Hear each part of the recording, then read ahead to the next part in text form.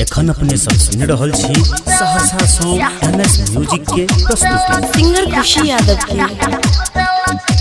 DJ राजा DJ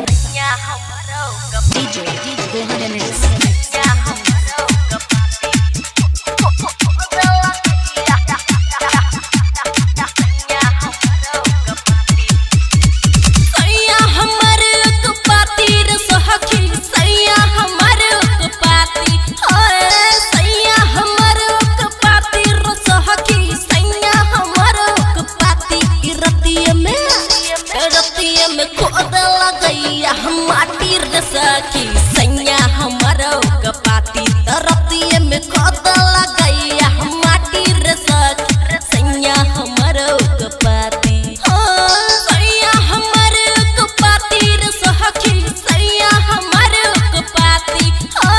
सैया हमारो कपाती रसखी सैया हमारो कपाती रतिए में खोद लगैया माटी रसखी सैया हमारो कपाती तरतिए में खोद लगैया माटी रसखी सैया हमारो कपाती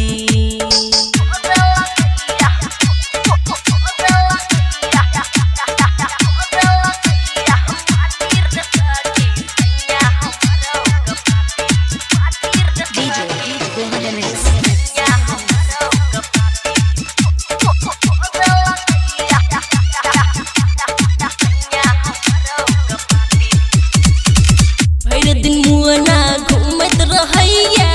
चोरे चाचर में पैरते साझू आबै उदहुर के बैठ लैया है आचर में ए सखी भर दिन मुअना घूमत रहैया चोरे चाचर में पैरते साझू आबै उदहुर के बैठ लैया है आचर में बकपाती रसहकी करत रहैया बकपाती करत रहैया बकपाती रसहकी करत रहैया बकपाती तरतिया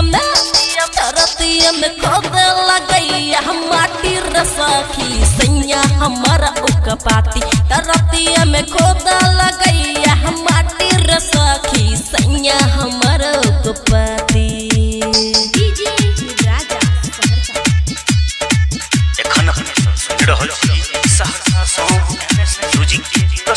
सिंगर खुशी यादव के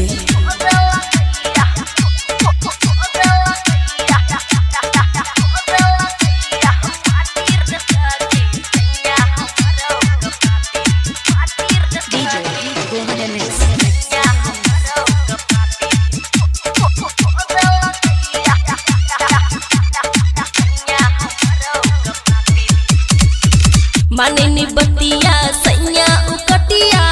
लगबैया आतर रे कटनी एहन करे बलमुआ भाग लैए पातर रे माने नी बतिया सैया उकटिया लगबैया आतर रे कटनी एहन करे बलमुआ भाग लैए पातर रे खिया पे सासी खुशी रसखी कतबो खिया पे सासी कतबो खिया पे सासी खुशी रसखी कतबो खिया पे सासी तरतिए में खोद लगैया माटी रसखी सैया हमार उकपाती तरतिए में खोद लगैया माटी रसखी सैया हमार उकपाती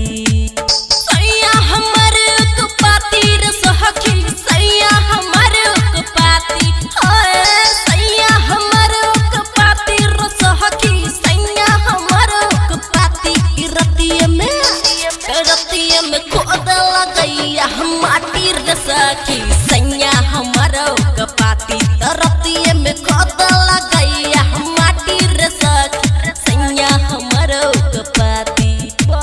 मिक्सिंग बाय विकास विभूति।